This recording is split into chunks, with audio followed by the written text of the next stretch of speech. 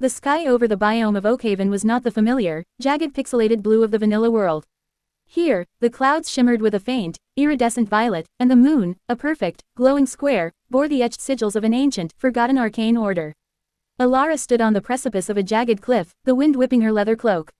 In her right hand, she gripped a hawthorn wand, its tip leaking a steady stream of cerulean sparks. Before her, projected in the air, was the holographic blueprint of her magnum opus, the Spire of Etheria. It was not merely a house. In a world where the laws of physics had been rewritten by the Arcanum Overhaul mod, a house was a death trap. To survive, one needed a fortress that breathed, pulsed, and channeled the volatile energies of the world. Foundation first, she whispered, her voice steady. She tapped her wand against the bedrock. With a low, resonant thrum, the grass beneath her feet rippled. She didn't dig, she commanded. Using a levitation sigil inscribed onto the stone, slabs of granite and deep slate began to rip themselves from the mountain, floating upward, locking together with a sound like grinding teeth. The ground floor, the conservatory of life. In the first week, the spire rose like a spear of dark stone piercing the clouds. The ground floor was a sprawling, vaulted circular chamber. As Alara stepped inside, the temperature shifted. The air smelled of damp earth and blooming moon lilies. This was the conservatory. She had installed rows of planter boxes, but not for wheat. Here, she grew ether bulbs, glowing, pulsating fruits that restored mana rather than hunger, and ironroot, a tough, metallic vine that, when harvested, provided the base for alchemical tinctures. In the center of the room, a magical sprinkler system, powered by a dormant water rune, whirred softly, casting a fine mist over the flora. Alara walked to the edge of the room and placed a growth totem. Immediately, the ether bulbs surged, their leaves turning a vibrant gold. Survival is a resource game, she muttered, snapping a ripe bulb from its stem. She took a bite. The taste was like electricity and honey. Her mana bar, a glowing purple crescent at the bottom of her screen, filled instantly. The second tier, the Sanctum of Beasts. As the tower grew, the threats outside intensified. The mod pack didn't just add spells, it added entities. At night, specters, shadowy, incorporeal beings, would drift toward the tower, their wails chilling the very air. Alara ascended the floating spiral staircase to the second floor. Her boots clanked against the stone. This floor was different. The walls were lined with reinforced obsidian cages, each glowing with an entrapment rune.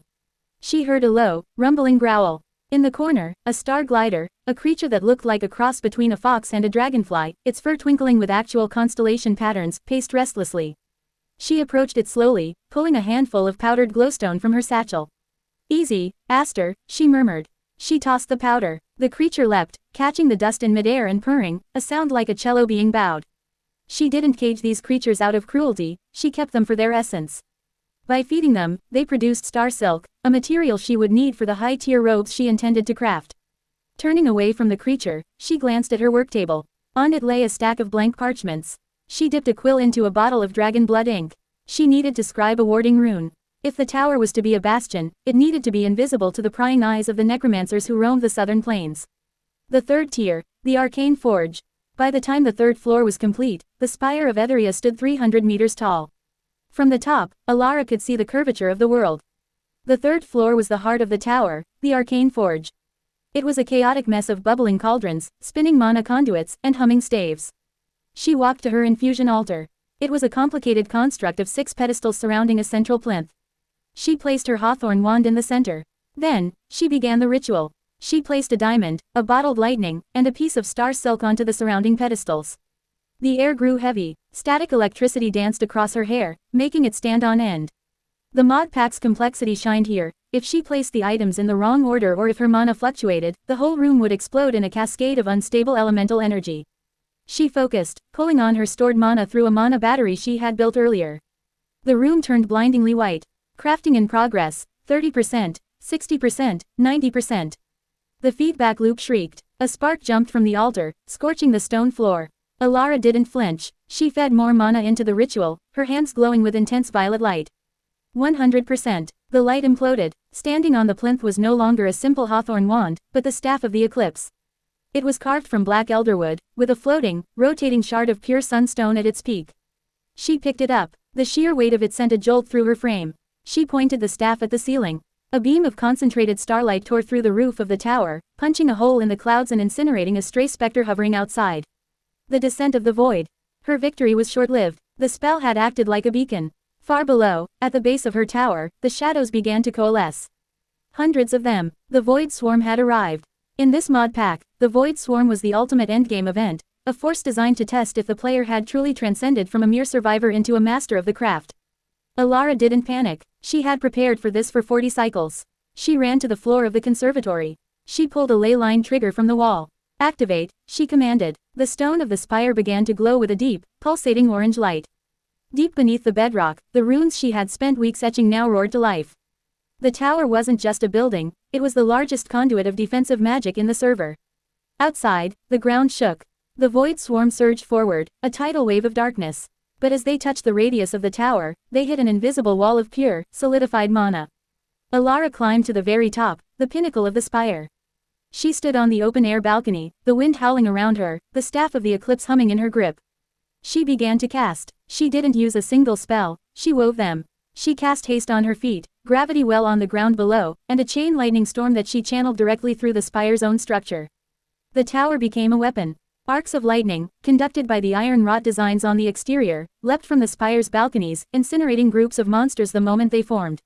The beasts shrieked, their essence dissolving into pure experience orbs that floated toward the tower, caught in the gravity well she had created. She felt like a god. Or perhaps, more accurately, she felt like a player who had finally mastered the game's deepest secrets. The aftermath. As the sun began to rise, a square of golden light cresting over the horizon, the last of the Void Swarm dissipated into grey ash. The silence that returned to Oakhaven was profound.